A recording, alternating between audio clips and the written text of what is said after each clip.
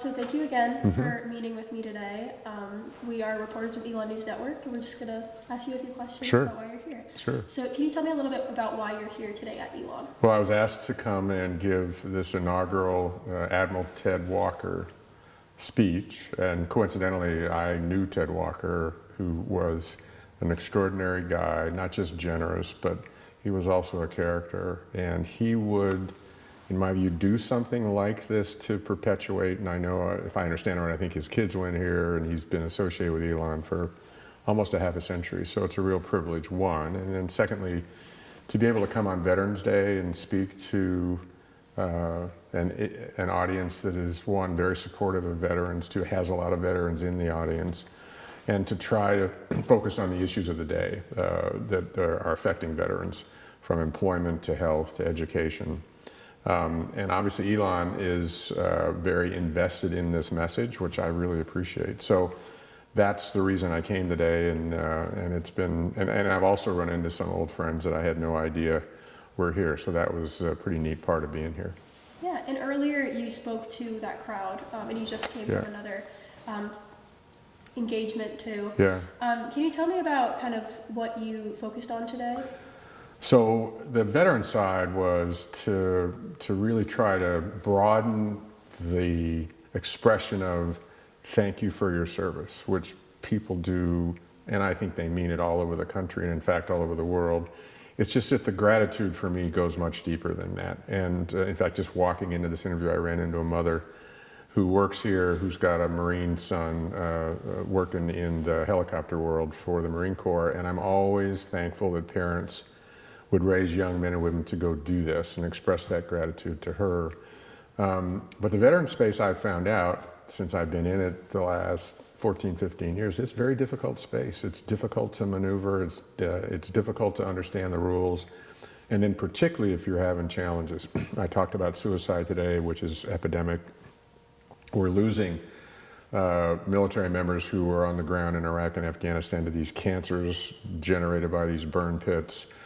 We've got too many homeless vets, and one of the things I've learned is they won't come to us. We need to go to them. We need to reach out in our communities, find them, and figure out what support they need. And my experiences in the last decade plus is if there are a handful of leaders, 2, 3, 4 leaders in a region, in a city, in a township, they can really customize the support mechanisms for the local space and really make a difference. So that's one of the things, one of the messages. The other is these veterans who need so much help, they're a vast minority in terms of just the percentage, and veterans want to work, they want careers, they're very talented people. Typically they have not just the character, they can lead, they're loyal, they're disciplined, they show up on time, they're good teammates, and so they're a good bet, as are their spouses, and so try and encourage people to do as much of that as they possibly can. And then here at Elon and other educational institutions, how do you take them in as they transition from the military into the private sector, whether it's education or work? So I've tried to focus on those 3 things: education, employment, slant careers, as well as health. Yeah, and in your personal experience, like you just said, you're transitioning from being enlisted to being a veteran, or being an active part of the military in multiple different ways. How was that transition for you personally? Yeah, well, I was active duty for 43 years. I was tired, and actually I told a lot of people, but I did a lot of this. I basically went to bed for a year because I needed to recharge. And if I'm honest about that, I've been working so hard at such a high level for a decade or so that it took me about 2 years to get to some level of normal, whatever that is. It's been a long time since I've been there. So in that, but I didn't, I'm at a level that I didn't really struggle with that per se. I mean, I had a lot of people that contacted me, and so I had opportunities, and I wanted to continue to contribute. I taught at Princeton for 6 years. I'm in my 6th year of teaching at Annapolis, and of all the things I do, that's the best thing that I do, because I've always been around young people, obviously with the military, but I've always tried to invest back at that level. And so teaching right now is really important to me, and having an impact on some young people in that regard is the highest priority that I have. outside my family. I have 6 grandkids. I spent a fair amount of time with them, and obviously their mom and dad. So it wasn't overly difficult for me, but I've seen it really be challenging for so many. And that's why one of the messages today is please focus on the sergeants and the staff sergeants, the E5s and the E6s. The officers will be okay. Typically officers have an education, if not an advanced education.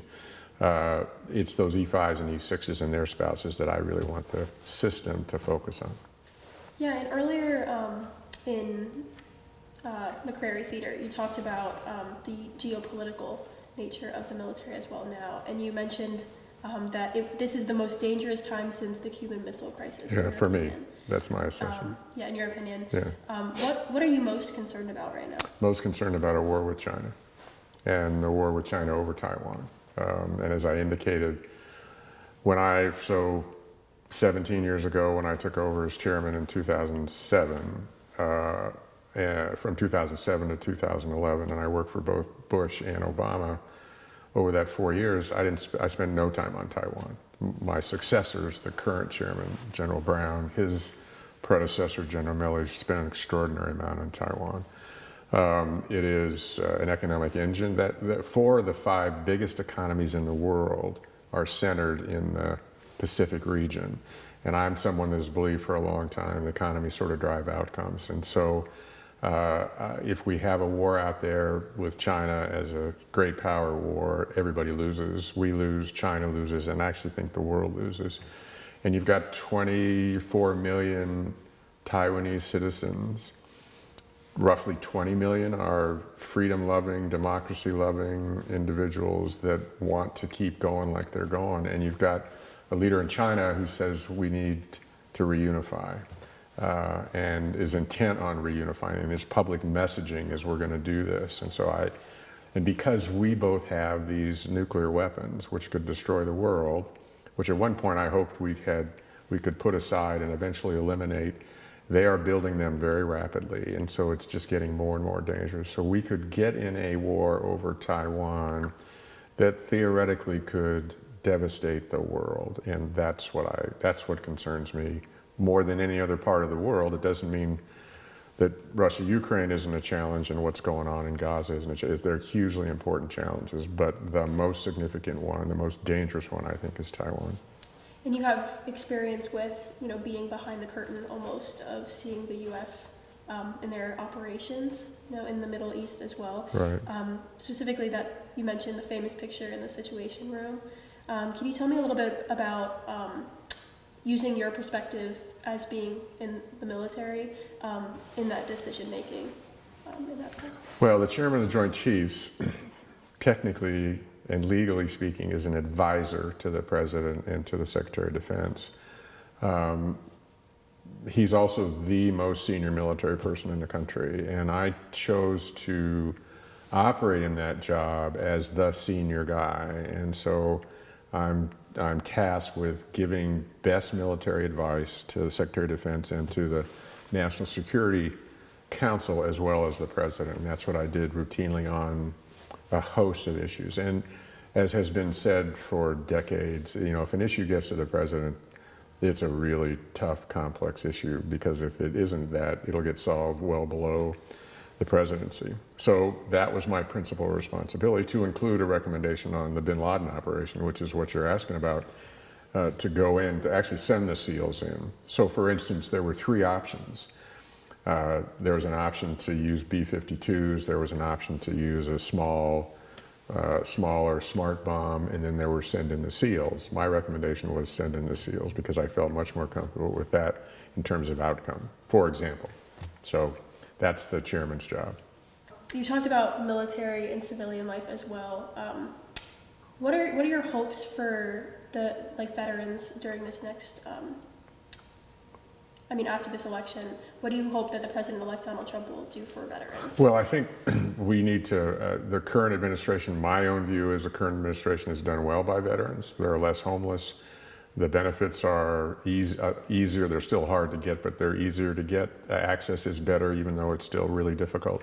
So that I would hope that President-elect Trump, when he gets in, would be able to continue that those trends so that we continue to eliminate homelessness, we can create affordable housing for veterans and their families, that we can create careers for them, not just jobs, or look at opportunities to help them transition to jobs, to careers, not just a job.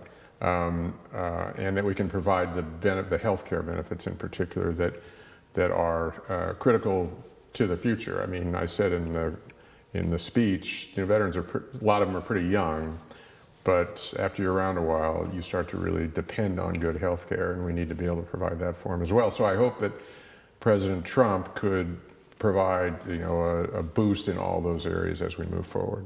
Yeah, and do you have faith in the next administration to carry that forward? He's clearly been very focused and pro-veteran before, so if he continues along the lines of what he did last time, I do. Awesome. Is there anything else you'd like to add? Nothing. Okay. Thank you so much. I really appreciate it. Thanks.